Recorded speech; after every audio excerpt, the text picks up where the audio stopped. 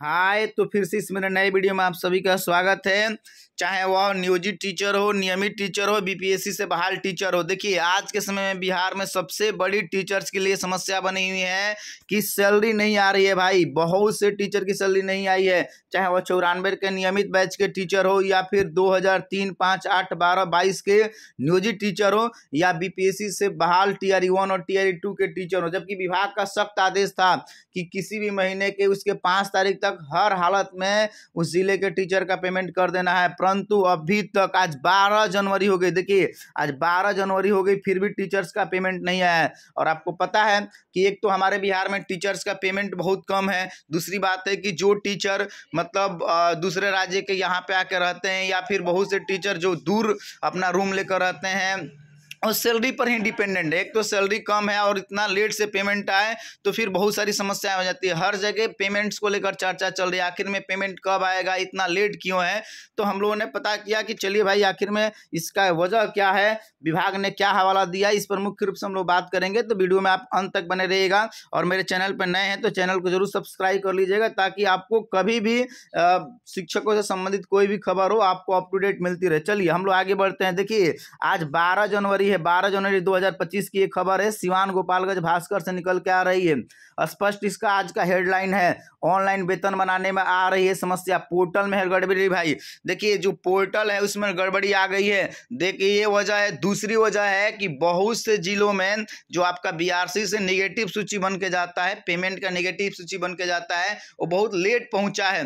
पूरे बिहार के 38 जिलों में मुश्किल से आपका 4 जिलों में पेमेंट हुआ है, बाकी 34 जिलों में पेमेंट नहीं हो पाया है। तो देखिए, इस खबर को हम लोग विस्तार में पढ़ते समझने का प्रयास करते हैं। देखिए, CFMS.2 पोर्टल लॉन्च करने से ट्रेजरी से मिलने वाले कर्मचारियों का दिसंबर माह का वेतन का भुगतान नहीं हो पा रहा। देखिए, दिसंबर माह का वेतन का भुगतान नहीं हो पा रहा है। और ऐसे केवल अगर हम सिवान की बात करते हैं तो सिवान में 7,000 शिक्षकों का वेतन भुगतान नहीं हो पा रहा है। और खास बात क्या है इसमें, सबसे पहले वेतन भुगतान किसका होता है? देखिए, जो भी नियमित टीचर होते हैं 94 के बैच, 95 बैच के, उनका पहले पेमेंट होता है और उसके बाद आपका बीपीएससी से बहाल टीआरई 1 और टीआरई 2 टीचर का पेमेंट होता है। परंतु इस बार आपका ऑनलाइन वेतन बनाने में समस्या आ रही है, क्योंकि CFMS.2 पोर्टल जो है वहां से ट्रेजरी से जिसका पेमेंट होता है उसमें गड़बड़ी आ गई है, टेक्निकल प्रॉब्लम आ गया है। उसके बाद आपका बचे हुए नियोजित टीचरों का पेमेंट होता है, सबसे अंत में नियोजित टीचर का पेमेंट होता है।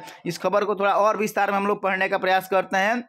देखिए, ये सिवान की खबर है और ऐसे ही लगभग आपका सारे जिलों में ये समस्या बनी है। यहाँ पर आप देख सकते हैं कि वेतन के अभाव में लोन का किस्त नहीं जमा कर रहे हैं कर्मी। ये भाई बहुत मतलब लोग टीचर के साथ समस्या है कि इस तरह वेतन भुगतान नहीं होने से विभाग के जो भी कर्मचारी हैं, शिक्षक हैं, डॉक्टर हैं, परेशान हो गए हैं। जिनका भी पेमेंट ट्रेजरी के माध्यम से होता है वो अपना जो भी ड्यूज है नहीं दे पा रहे हैं या उनका अपना पर्सनल काम है वो नहीं कर पा रहे हैं।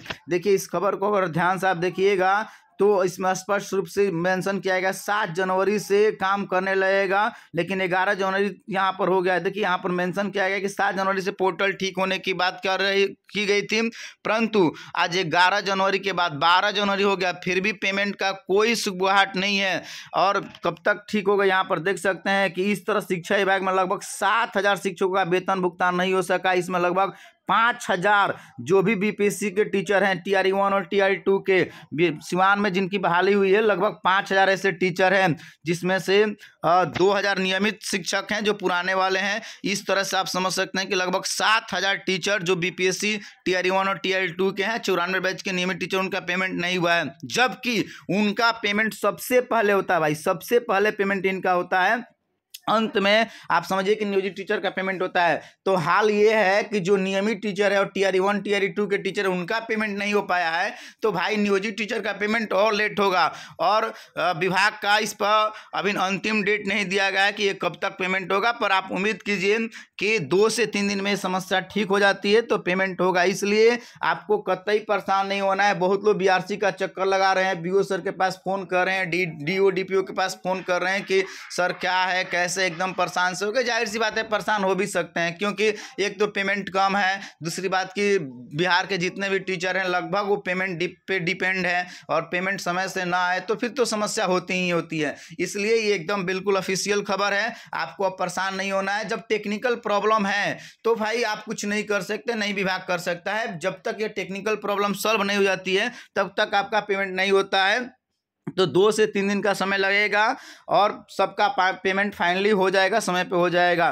तो इसलिए आप घबराइए नहीं। बाकी ये वीडियो कैसा लगा, अच्छा लगा है तो कमेंट कीजिए। किसी तरह का प्रॉब्लम है तो जरूर से आप बताइए। ओके, जय